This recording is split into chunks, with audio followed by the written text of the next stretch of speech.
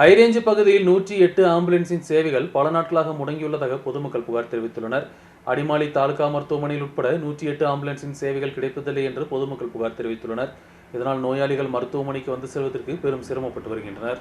ஹைரேஞ்ச் பகுதியில் 108 ஆம்புலன்ஸின் செயல்பாடுகள் சரியாக நடத்தப்படுவதில்லை என்ற புகார் எழுந்துள்ளது. சாதாரண மக்கள் அதிகமாக நம்பியுள்ள உயிர் பாதுகாப்பு சேவை பலமுறை கிடைப்பதில்லை என்ற எதிர்ப்புகள் அதிகரித்துள்ளது. அடிமாலி தாலுகா மருத்துவமனை மையமாக வைத்துள்ள 108 ஆம்புலன்ஸின் சேவைகள் கடந்த தினங்களில் பலமுறை முடக்கப்பட்டது. அவசர கட்டங்களில் நோயாளிகள் மருத்துவமனைக்கு கொண்டு வர வாகனம் இல்லாதது பெரும் சிரமத்திற்கு காரணமாகியுள்ளது. 108 உதவிக்காக தொடர்பு கொண்டால் சாலை ப்ளோக் என்றும் மழையானதால் ஆபத்துக்கான வாய்ப்பு உள்ளதாக கூறி ആംബുലൻஸை വിட அதிகாரிகள் തയ്യാറാവതില്ല என்று പൊതുമക്കൾ പുകാർ தெரிவித்துள்ளனர்.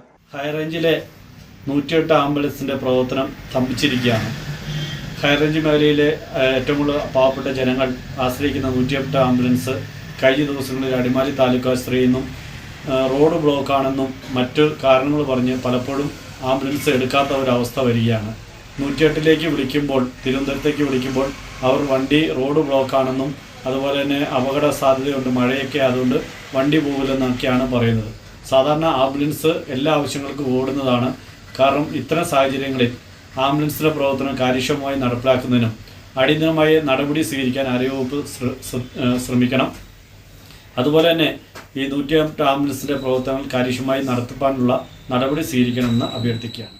சிறிய காரணங்களை கூறிய ஆம்புலன்ஸின் சேவைகள் மறுக்கப்படுவது நோயாளிகளின் உயிருக்கு ஆபத்தாக மாறியுள்ளது. அவசர கட்டங்களில் சாதாரண மக்கள் நம்பியுள்ள ஆம்புலன்ஸ் சேவை முடங்குவது பெரும் ஆபத்துகளுக்கும் காரணமாகியுள்ளது. ஹைரேஞ்சில் 108 ஆம்புலன்ஸின் சேவை சரியாக கிடைப்பதற்கு சுகாதாரத்துறை நடவடிக்கை எடுக்க வேண்டும் என்றும் பொதுமக்கள் கேட்டுக்கொண்டுள்ளனர்.